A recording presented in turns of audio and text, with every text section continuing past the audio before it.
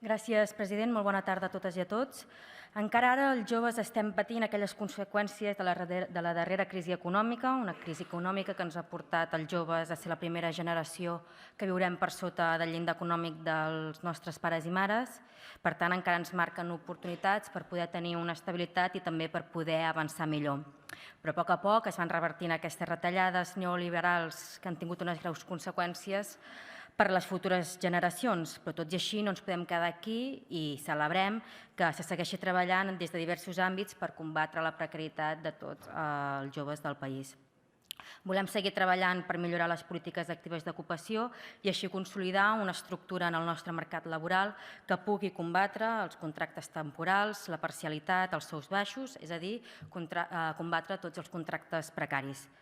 Però és que, a més, també des de fa un parell d'anys ens trobem que molts joves del país es veuen abocats a treballar en feines que fins i tot en ocasions els posa en risc, com són el col·lectiu dels riders i que contempla la moció. El sector dels riders majoritàriament està ocupat per joves, treballen en condicions laborals precàries, hi ha una inseguretat jurídica i no es pot obviar la perillositat en la que es troba la seva feina. I tampoc no oblidem la mort del jove nepalès Pujant Kairola. I és que, malauradament, un important sector dels joves que hi treballen estan en situació irregular i utilitzen els llocs de treball d'algú altre que hi pugui treballar perquè bàsicament necessiten treballar.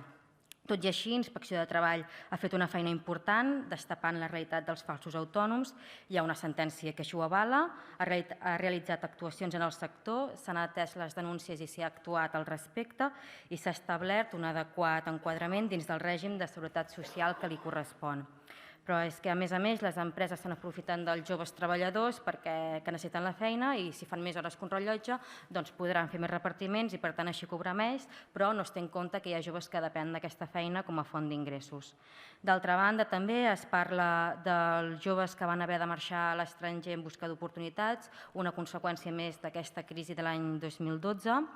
Els joves no ens podem sentir expulsats del país per falta d'oportunitats, doncs alhora també hem de combatre aquestes especulacions que ens aboquen a les classes treballadores a la precarietat. El fet de marxar a l'estranger ha de ser una decisió voluntària i feta des del desig. Per tant, estem totalment d'acord en que tots aquells joves que vulguin tornar ho facin en les millors condicions i també amb bones garanties i, de fet, en els pressupostos d'enguany s'hi dediquen 2 milions d'euros pel pla de retorn, un pla de retorn que ha d'estar coordinat tant amb el SOC com amb aquelles entitats que així ho desitgin. D'altra banda, també la moció ens parla de les pràctiques. S'ha avançat perquè els joves puguem estudiar i formar-nos, com la rebaixa de taxes universitàries, però és obvi que també volem que aquest marc català de pràctiques que planteja la moció es tiri endavant, així com també el desplegament de la llei d'FP, però també crec que hem de recordar que les pràctiques remunerades és una normativa estatal i que només s'estableix que remunerin les pràctiques de formació dual. També parla del dret a l'habitatge, és una de les principals dificultats que no ens garanteix als joves l'emancipació, no poder sortir del nucli parental per conseqüències econòmiques. Per tant, també estem d'acord en que cal canviar aquest paradigma de concepte de tinença d'habitatge, de passar del model compra-lloguer a les alternatives d'habitatge i per això fer-ho també cal entrar en coordinació amb la resta d'administracions per poder-ho promocionar i potenciar i que tots els joves del país i també totes aquelles persones que ho desitgin en puguin fer ús. Tot i així, falten més ajudes per l'habitatge pels joves, però crec que a poc anem avançant, tot i que la majoria de recursos s'han anat destinant també per fer front a aquesta emergència habitacional, però crec que no renunciarem a seguir treballant per aconseguir que els joves del país no ens quedem exclosos d'aconseguir aquestes ajudes que ens permetin la nostra emancipació,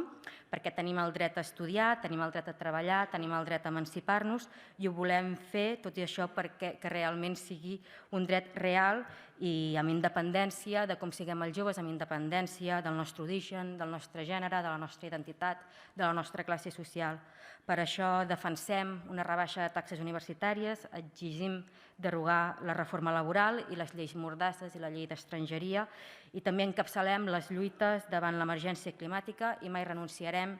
a combatre les violències masclistes. Per tant, els joves sempre hi som, ens trobareu a totes les lluites socials i compartides, defensant els nostres drets i les nostres llibertats i reivindicant un futur més just i digne i per a tothom. Moltes gràcies.